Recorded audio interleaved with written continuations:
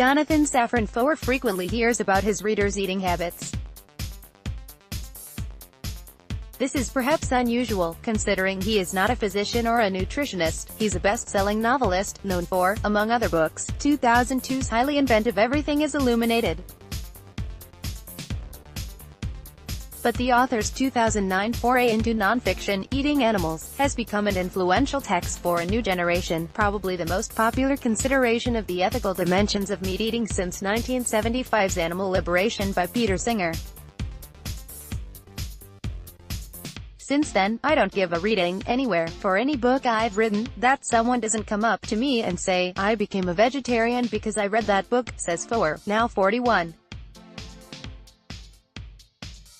In terms of impact, this is perhaps the literary equivalent of the Smiths' Meat is Murder. Though the author steers away from militant vegan sloganeering, he prefers to reason with rather than condemn steak lovers. Eating Animals memorably questioned why Americans treat dogs like friends yet remain curiously indifferent to the suffering of, for instance, pigs, affectionate creatures capable of intelligent and social behavior. One person especially moved by the book was Natalie Portman, Foer's longtime friend and occasional email pen pal. Eating Animals changed me from a 20-year vegetarian to a vegan activist, Portman wrote in 2010 for HuffPost.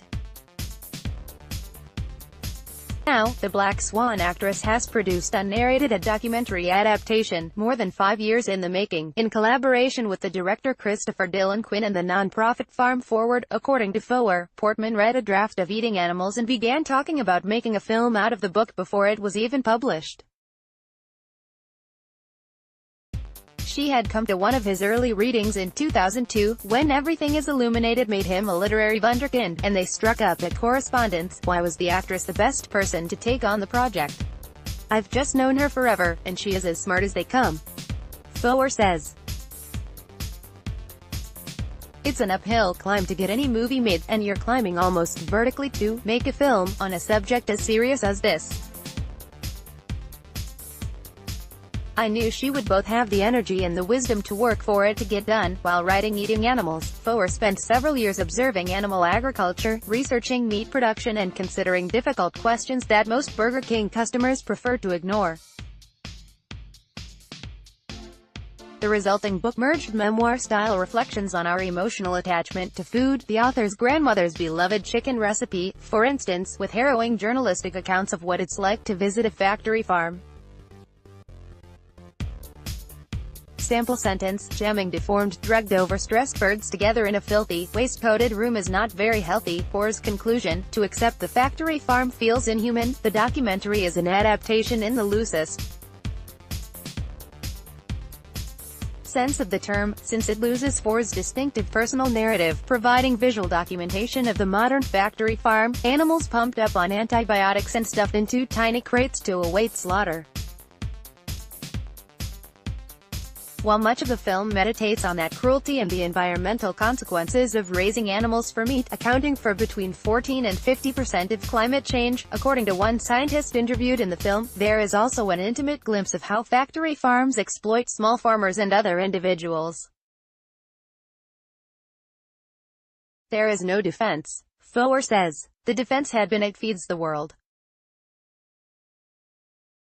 But it feeds the world extraordinarily wasteful, unhealthy food, and there are many other, better ways to feed it. Recently, the author became acquainted with Twitter founder Ev Williams, who helped underwrite the movie. He became a vegetarian really only for environmental reasons. It had nothing to do with animal welfare. And that was something I wasn't used to. My impression was that pretty much everyone became a vegetarian because of animal cruelty. That was Foer's reason. The immediate impetus for his book was the birth of his first child 12 years ago, which prompted him to reflect on the ethical and consumer choices he would make on his son's behalf. Thus far, he says of his 2 children with ex-wife Nicole Krauss, they've been raised vegetarian. My older one has eaten some meat at some times for complicated reasons. He was lactose intolerant, but the point is, I'm not rigid about it. My goal is not to create ethical replicas of me but to empower them, both with knowledge and the self-respect to choose for themselves how they want to live, even if it's at odds with my choices. Foer is cautiously optimistic about the future. There are more vegetarians on American college campuses right now than Catholics, he says. It's not like a fringe identity. It's not something that hippy-dippy people do. I mean, look, 15 years ago, if you were a vegetarian, people would say, why? Now that question just wouldn't be asked, because we know why. I think we're going to reach a point in the not-too-distant future when the question is, why do you eat that? The meatless lifestyle appears to be growing, especially among American millennials, and there are now dozens of vegan celebrities to keep the Smiths Morrissey company: Ariana Grande, Bill Clinton, Colin Kaepernick and Portman, to name a few.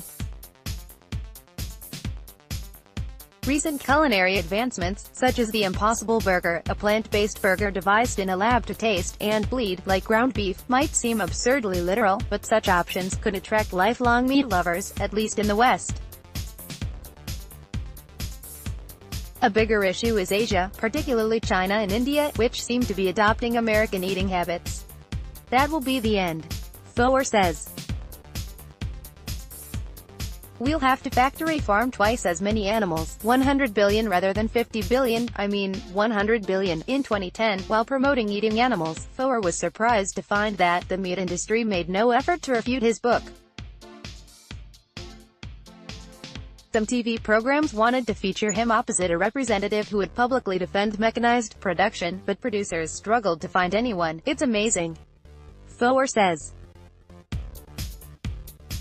I wrote a very comprehensive argument against factory farming, and they had seemingly no interest in saying, hey, there's another way of looking at it, because there is no other way of looking at it, and because they know what everyone knows, which is, the more you learn about this, the less inclined you're going to be to eat meat. Nobody watches a video from inside a factory farm and gets hungry, he adds. And nobody learns about animal intelligence and feels more inclined to eat them. Eating Animals, the documentary adaptation of Foer's book, opens on June 15 in the United States.